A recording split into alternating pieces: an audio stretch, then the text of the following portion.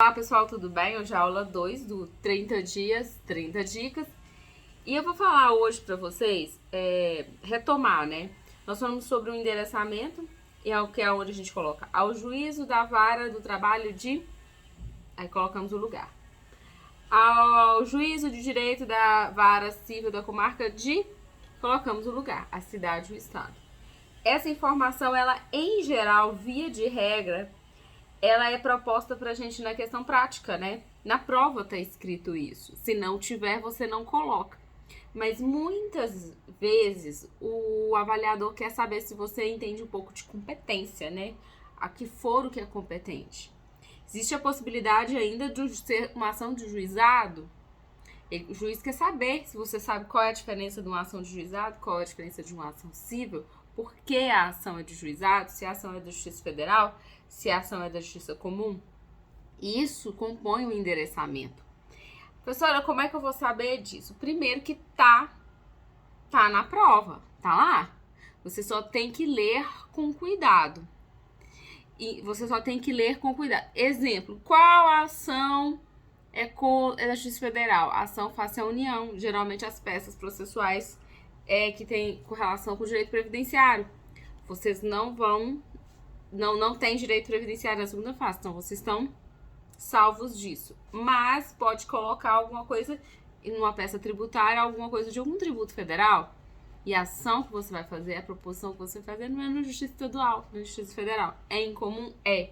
Mas você tem que estar preparado para essa possibilidade.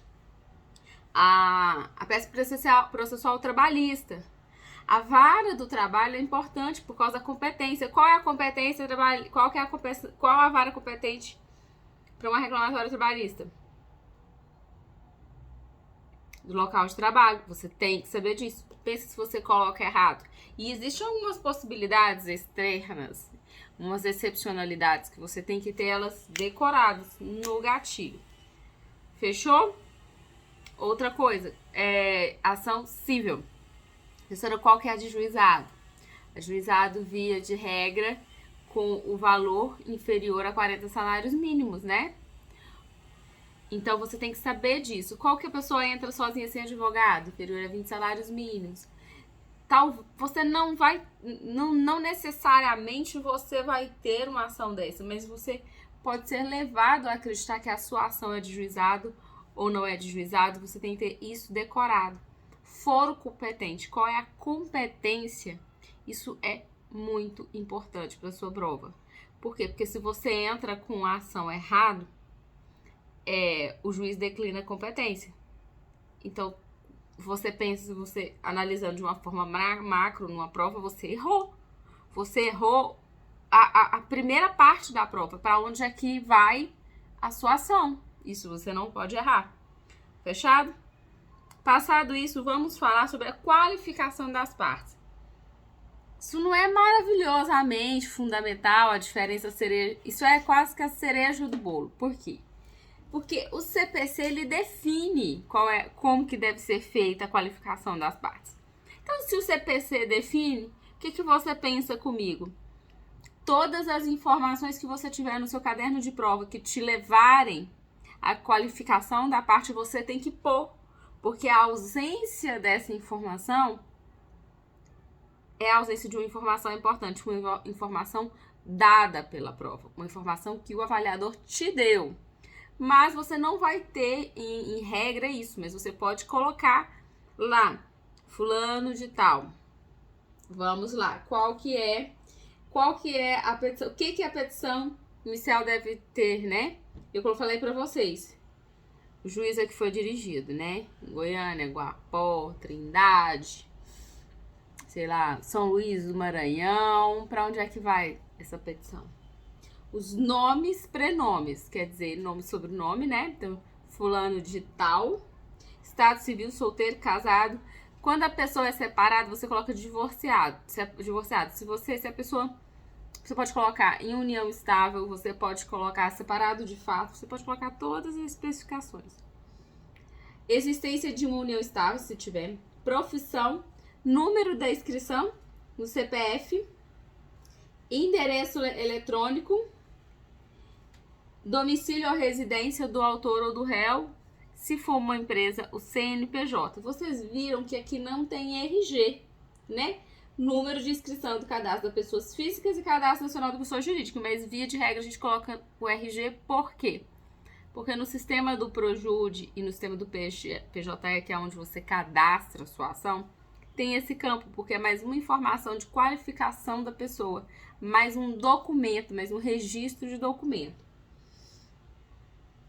O que mais que você coloca? É importante você colocar o e-mail da pessoa, o endereço eletrônico da pessoa, residência, domicílio é residência, né? Se não tiver o endereço eletrônico, coloque endereço eletrônico não identificado. Fechado? É importante ter essa informação que você coloque isso. Porque se na prova tiver um endereço eletrônico, você vai botar. Se não tiver um endereço eletrônico, você vai colocar endereço eletrônico não identificado. Professor, eu tenho que preencher isso no autor e no réu? Sim, na inicial e na contestação. E nas peças recursais, vocês têm que colocar essas informações. E nos embargos, porque os embargos, via de regra, são em autos apartados. Então, vocês têm que colocar essas informações. Numa peça simples, no meio do processo, você não precisa pôr essas informações. Mas se for a primeira vez que a parte aparece no processo, ou se for um instrumento recursal, todas essas informações têm que constar. Então, tá. Colocou lá. Qualificações do autor, coloca o nome da ação, né? Reclamatória trabalhista com tutela antecipada, caso você peça tutela antecipada.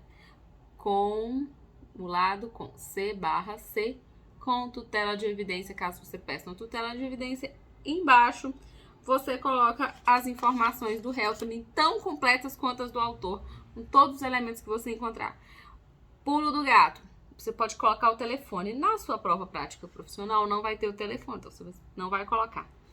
Você pode remeter com o fundamento no artigo tal do CPC, tal da CLT. Qual é a razão? O que te permite dar entrada nessa ação. Se você usar o fundamento legal da CLT, você vai usar o 840, que fala basicamente o quê? O 840 vem aqui e fala: reclamação poderá ser escrita ou verbal. Ele autoriza a reclamatória trabalhista, deve conter designação do juízo, qualificação das partes, breve exposição dos fatos resultantes do dissídio, pedido deverá ser determinado, indicação do seu valor, data e assinatura. Isso aí parte para a próxima aula. O que eu queria falar para você é: coloca lá, colocou o nome da parte, colocou o fundamento legal. Se você não lembrar, não põe.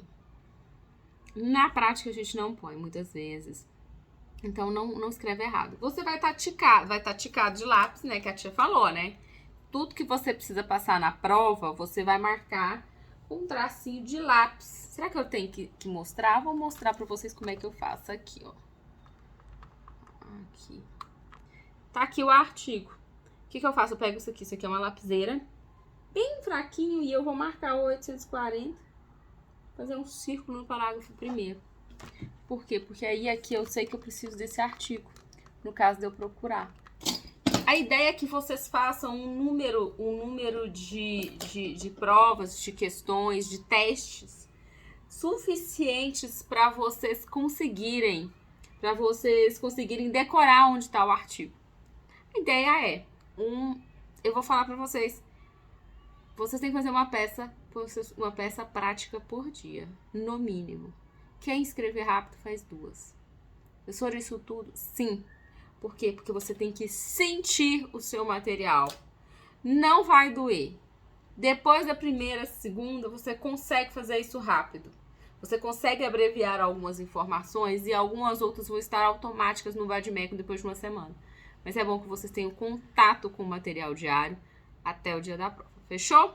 Falamos hoje sobre endereçamento e qualificação das partes. Na próxima aula, nós vamos falar sobre as tutelas antecipadas. Beijo da tia.